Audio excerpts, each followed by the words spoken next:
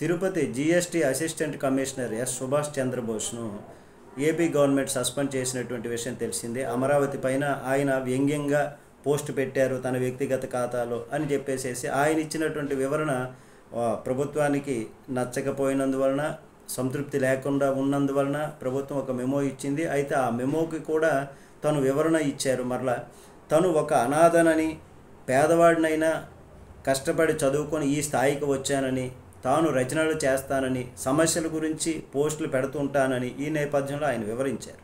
అయితే ఫేస్బుక్లో తన వ్యాఖ్యల గురించి వివరణ చెబుతూ భారీ వర్షాలు వస్తే మునిగిపోయిన ఇతర నగరాల మాదిరిగానే అమరావతి ప్రాంతం వర్షం నీటిలో మునిగిపోవడం గురించి దానిని ఒక వార్తగా రాశానే తప్ప దానికి ఎలాంటి వేరే అర్థాలు లేవని ఆయన చెప్పుకొచ్చారు. అయితే 2 దినపత్రికలు తన పోస్టును తమ రాజకీయ గొడవలకు ఉపయోగించుకున్నాయని సుభాష్ అన్నారు. అయితే సోషల్ మీడియాలో తన గౌరవం, ఆదరణ ఉండటంతో తన పోస్టును అవి తమ ప్రయోజనం కోసం వాడుకున్నాయని చెప్పారు. తనకు పంపినటువంటి మెమోలో ఉన్నటువంటి ఆరోపణలను పరిశీలించానని, పత్రికలు తనకు ఆపాదించినటువంటి సోషల్ మీడియా పోస్టులను తప్పుగా చూపించడం లేదంటే అసందర్భంగా చెప్పాయని తెలిపారు ఆయన. సార్, నేను ప్రభుత్వ విధానం పైన ఎటువంటి వ్యాఖ్యలు చేయలేదు. అది అవమానకరమైంది కాదు, అసభ్యకరమైన భాష కూడా అందులో లేదు, ప్రభుత్వ విధానాలను అవమానించేలా లేదు. అమరావతి మునిగిపోవడం హైదరాబాదు, చెన్నై, ముంబై లాంటి ఇతర నగరాల మాదిరిగానే ఉంటుందని, అక్కడ అదే విషయాన్ని చెప్పడానికి విధానాలకు ఎలాంటి సంబంధం లేదు. అమరావతి ప్రాంతం మునిగిపోవడాన్ని అన్ని వార్తాపత్రికలు, మీడియా ఛానళ్ళు రిపోర్ట్ చేశాయి, రాశాయి. నా సోషల్ మీడియా పోస్ట్ను తప్పుగా చూపిన 2 దినపత్రికలు కూడా అదే విషయాన్ని గతంలో చెప్పాయి కూడా అని, ఇది నా వ్యక్తిగత అభిప్రాయం మాత్రమే చెప్పాను అని చెప్పేసేసి ఆయన చెప్తున్నటువంటి.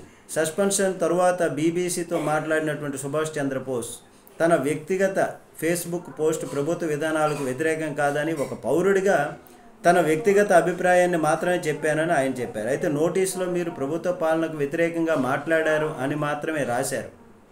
వాస్తవమా కాదా, తప్పు మాట్లాడారా అనే అంశం లేదు. అమరావతిలో నీళ్లు చేరాయా లేదా అన్నది నా పాయింట్. అది వాస్తవమే. ఇతర రాజధానుల్లో కూడా వరదలు వస్తాయి. నేను ఎవరిని దూషించలేదు, ఒక అభిప్రాయము మాత్రమే చెప్పాను.